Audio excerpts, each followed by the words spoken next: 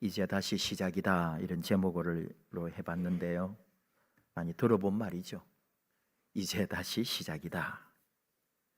뭐든지 뭐가 이루어지고 나서 끝이 아니고요, 이루어지고 나서부터 다시 또 시작인 거예요. 부활이 중요한데 부활보다 더 중요한 것은 부활 후가 더 귀중한 거다, 그런 얘기입니다. 고난, 십자가, 죽음, 참 우리가 이 사순절이라고 하는 이름으로, 그리고 특별히 고난주간이라는 이름으로 주님의 고난, 십자가, 죽으심, 피 흘리심, 고통, 눈물, 이런 것들을 많이 묵상을 해요. 그리고는 부활이 됐어요. 부활주일 해놓고는 그날부터 부활절 끝이에요. 더 이상 부활 얘기도 안 해요. 그리고는 내년 사순절 될 때까지 잘 살다가 갑자기 주님의 고난이라고 하면서 사순절을 또 지키네요. 그리고 부활했습니다 하고는 그 다음 날부터 또 열심히 그냥 또 지살길 가요. 이런 식으로 우리가 부활을 느끼고 믿고 살고 있는, 사실은 이제부터 시작인데, 부활의 영광을, 부활의 기쁨을, 부활의 능력을 입고 이제부터 다시 신앙생활 정말로 멋지게 다시 걸어가야 되는데, 부활의 날에 다 영광 받고는 그 다음 날부터는 이제 또 죽은 사람처럼 사는 거예요. 부활 후가 더 중요합니다. 부활만 하면 다 되는 거 아닌가?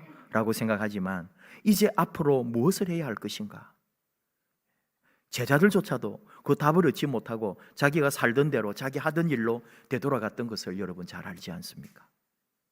우리 생각에는 우리 삶에서 어떤 어려움이 와요, 고통이 와요, 뭔가 바닥을 쳐요. 다 잃어버렸어요. 그러다가 뭐가 기회가 와가지고 다시 한번 멋지게 일어나는 거예요. 재기했어요. 성공했어요. 대박이 났어요. 와, 됐다 그러면서 좋아하겠죠. 근데 그게 끝이 아니에요. 그때부터 진짜 시작인 거예요. 이제 제대로 살아야 되는 거예요. 그때부터. 복권에 당첨이 됐는데 어떤 사람은 몇십억도 있었고요, 십몇억도 있었어요. 몇 년 만에 다 날렸어요. 뉴스까지 나와요. 왜 그럴까요? 복권 됐다고 그렇게 좋아하고 대단한 일이 이루어졌고, 여러분 같으면 어떻겠어요? 그걸 몇 년 만에 날리겠어요? 꼭 숨겨두고 소문도 안 내고 알리지도 않고 이거 아끼고 죽을 때까지 내가 쓰려고 그러지 않겠어요? 근데 그렇게 과연 되기를 바랍니다. 그게 안 된다니까요. 복권 당첨만을 바라고 복권을 사다가 복권이 당첨되면 그날부터 와르르 무너진다니까요. 그때부터 시작인데, 진짜 삶은 그때부터 이제 새롭게 열려야 되는데,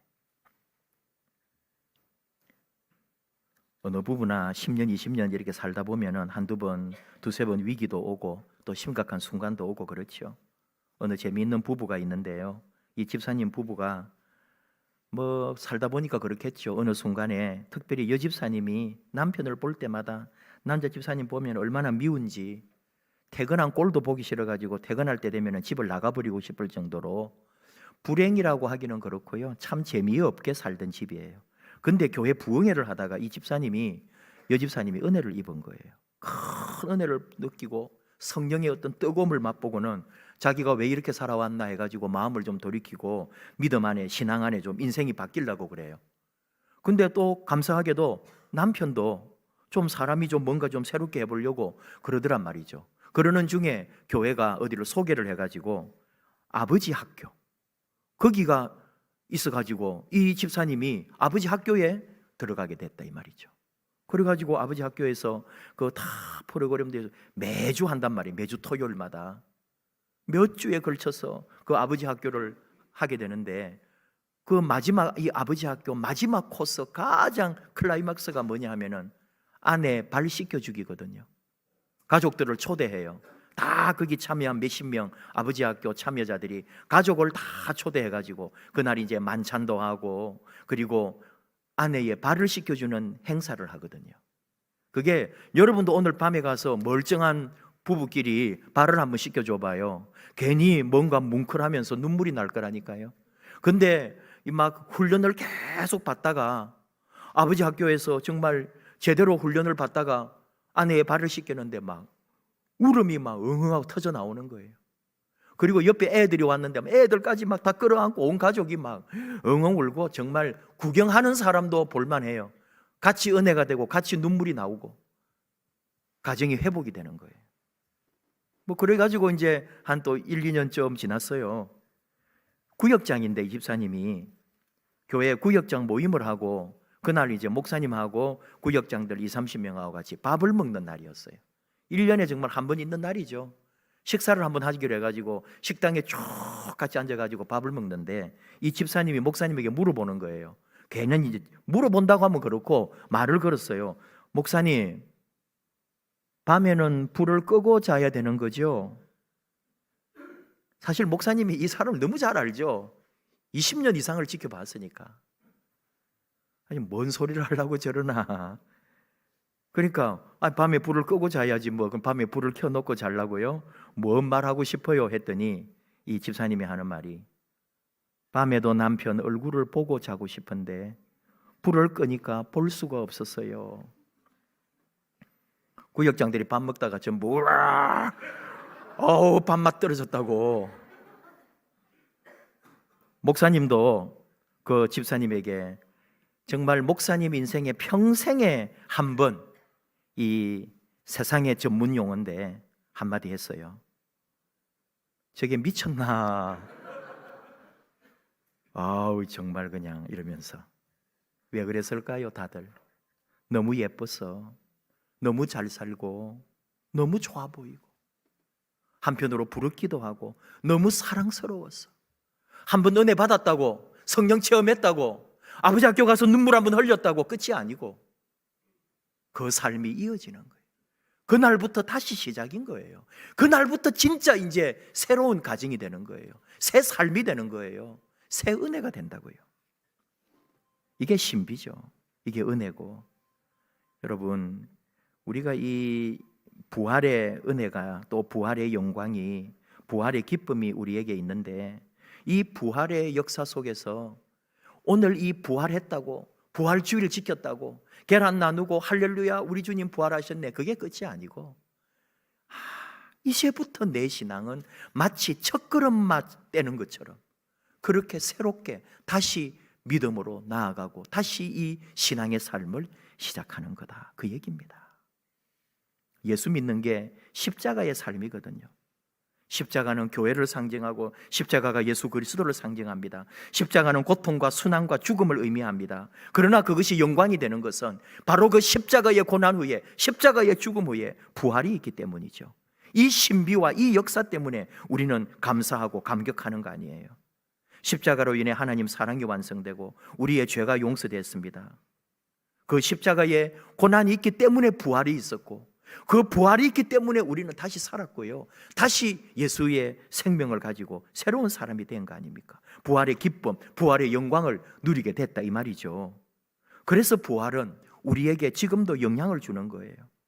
믿음으로 예수 그리스도를 묵상하고 믿음으로 부활하신 주님을 바라볼 때에 우리는 부활의 주님을 만나는 거예요. 그 믿음 안에, 신앙 안에, 영적으로. 오늘 우리가 예수님을 직접 본 사람은 아무도 없습니다. 2000년 전에 계셨던 예수님을 봤다고 하면 그게 도리어 가짜인 거예요. 우리는 예수님을, 부활의 예수님을 믿음으로 만나는 거예요. 영으로 체험하는 거예요. 마치 사도 바울처럼.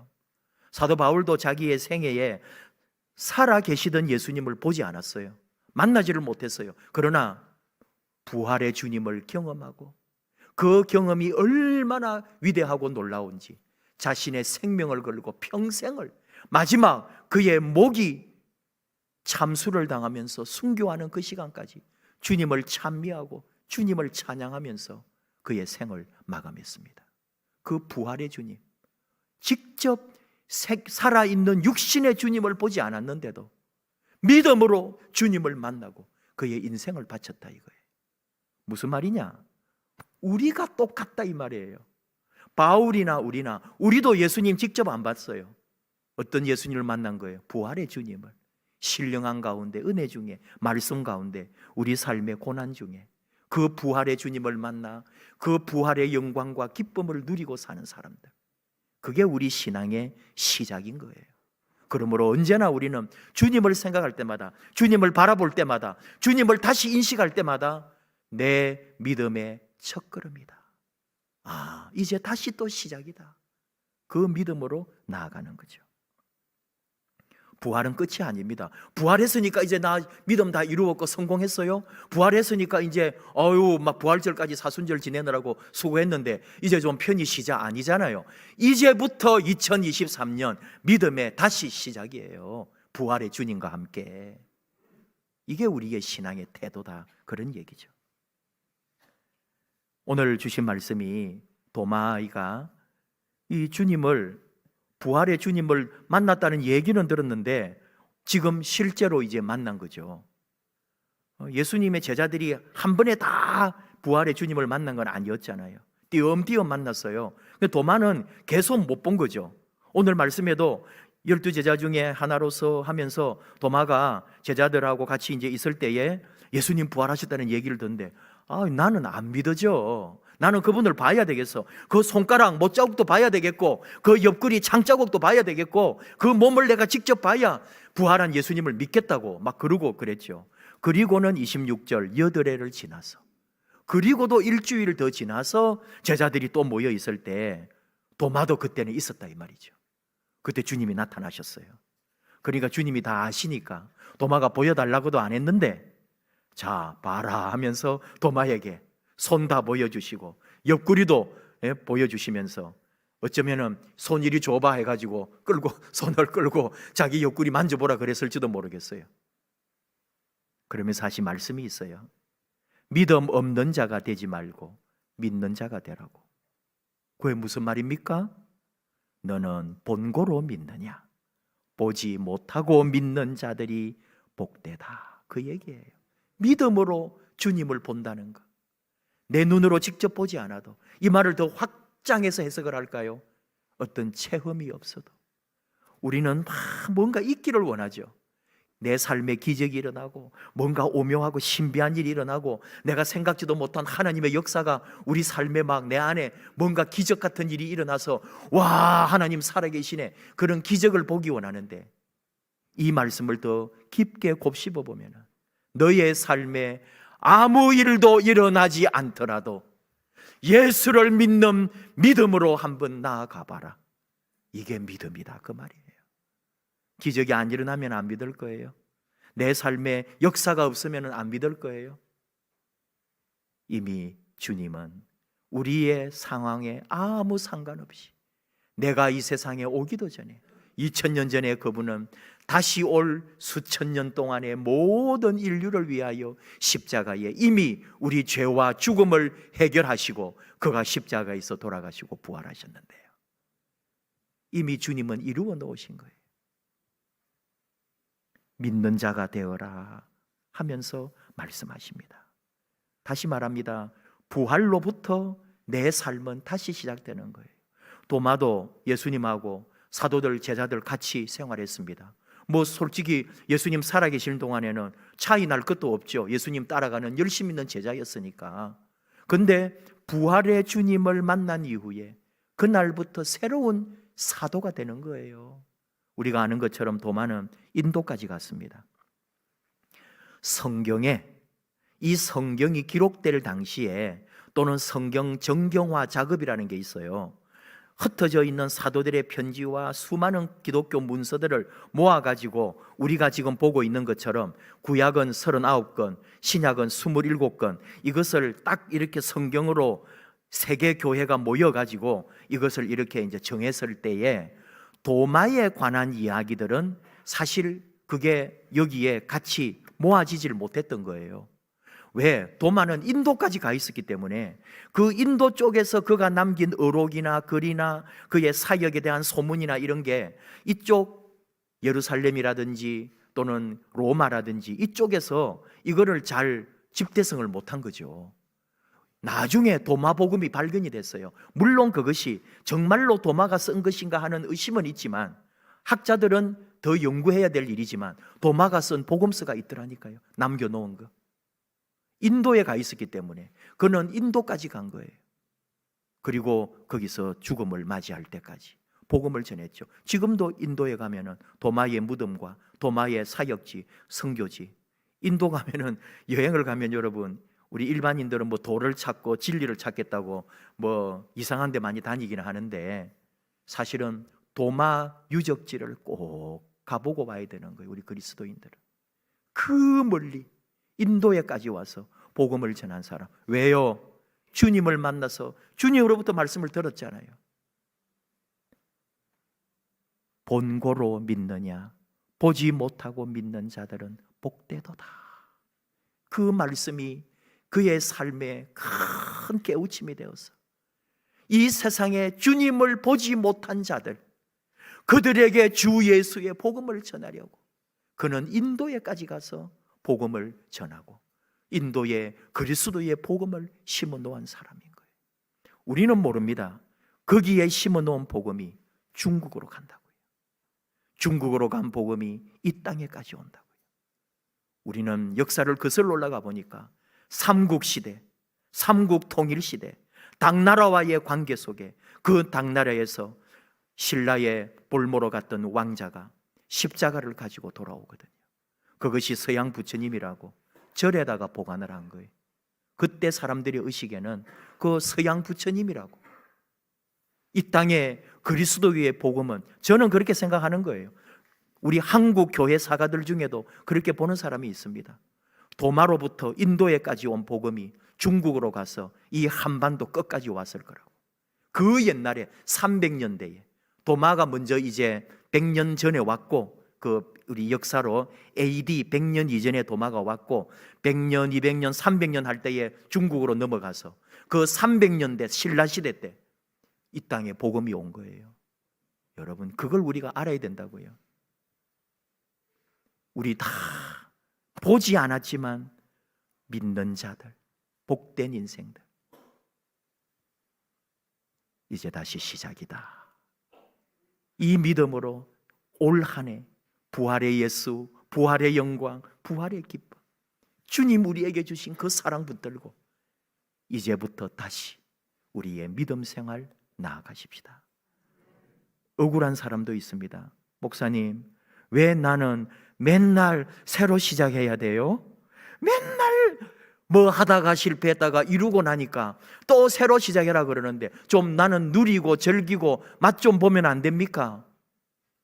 봐도 돼요. 그러나 여러분 살아보셔서 알잖아요. 언제나 지금 다시 시작해.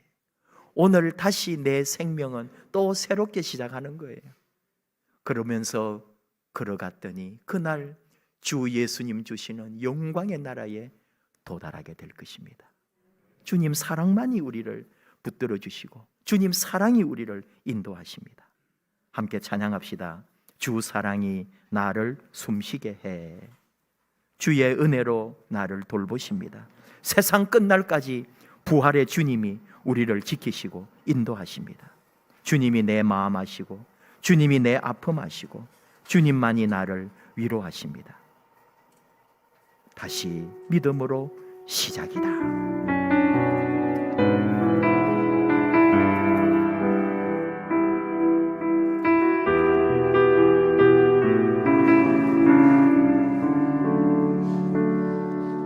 주 사랑이 나를 숨쉬게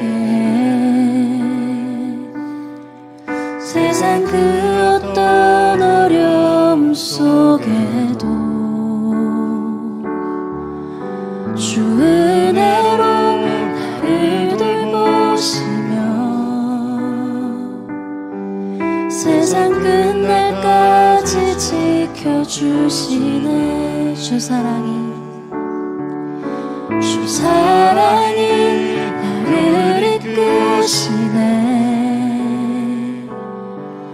내가 갈 수 없는 그곳으로 주의 사랑 나를 붙드시며 세상 끝날까지 인도하시네. 주님만이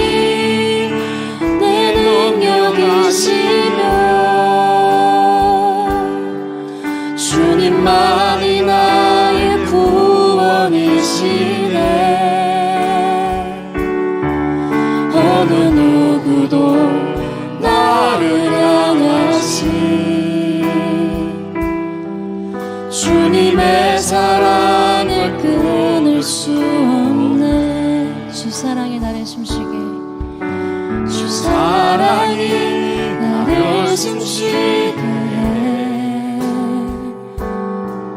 세상 그 어떤 어려움 속에도 주 은혜로 나를 돌보시며 세상 끝날까지 지켜주시네. 주 사랑이 나를 이끄시네. 내가 갈 수 없는 그곳으로 주의 사랑 나를 붙드시며 세상 끝날까지 인도하시네. 주님만이 내 아픔 아시며 주님만이 내 맘 어루만지네. 어느 누구도 나를 향하시 주님의 사랑을 끊을 수 없네. 주님만이 내 능력이시며 주님만이 나의 구원이시네. 어느 누구도 나를 향하시 주님의 사랑을 끊을 수 없네. 우리 잠깐 함께 한 마음으로 기도합시다. 부활의 주님, 능력의 주님, 생명의 주님이 나와 함께 하시고 그 사랑으로 나를 일으키시고 인도하시고 돌보시고 끝날까지 나를 지키십니다. 그 부활의 주님이 나를 새롭게 하시고 매 순간마다 다시 일어나서 힘들고 어렵지만 이 믿음의 길, 십자가의 길을 다시 걸어가게 하십니다. 어떤 일을 당해도 무슨 일이 있어도 이미 주님이 다 이루어 놓으신 생명과 부활과 은혜의 승리의 그 자리에 우리는 주님과 함께 가면 됩니다. 이제 일어나라, 다시 가자고. 내가 너와 함께 한다고, 영원히 너를 인도하겠다고 우리와 함께 하시는 부활의 주님 붙들고 이 믿음의 길, 생명의 길, 주 예수를 위한 길에 함께 걸어가기 원합니다. 우리 주님과 함께 일생을 걸어가겠다고 결단하며 주여 부르고 같이 기도하겠습니다. 주여, 감사합니다 아버지.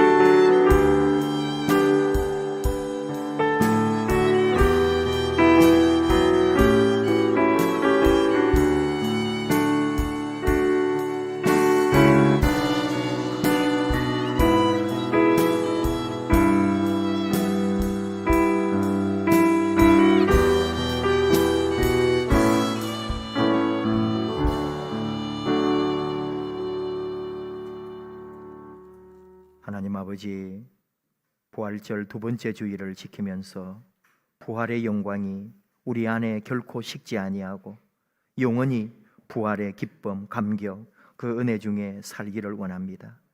부활로부터 내 믿음은 다시 시작됨을, 부활로부터 내 신앙은 다시 일어나게 됨을, 부활로부터 주님의 교회는 다시 빛을 발하게 된다는 것을, 그래서 우리 부활의 주님과 함께 맡은 사명들, 이 땅에 우리가 왜 존재하고 내가 왜 왔으며 내가 이 땅을 살아가는 목적이 무엇인지, 주님 나라와 의와 이 땅의 진정한 사랑과 하나님의 아름다운 역사를 서로 감당하며 서로 세워주며 기도하며 예배하며 세상을 구하는 일에 선교하는 일에 함께 쓰임받기를 원합니다. 사명 허락해 주시고 이 부활의 은혜로 다시 우리의 믿음은 새로운 길을, 새로운 발걸음을, 새로운 시작을 선포하고 아름답게 주님 앞에 쓰임받게 하여 주시옵소서. 그 삶에 주의 영광이 드러나고 우리를 통하여 그리스도의 이름이 빛나며 우리 하나님 아버지의 아름다운 소식이 전파되게 하여 주시옵소서. 예수님 이름으로 기도하옵나이다. 아멘.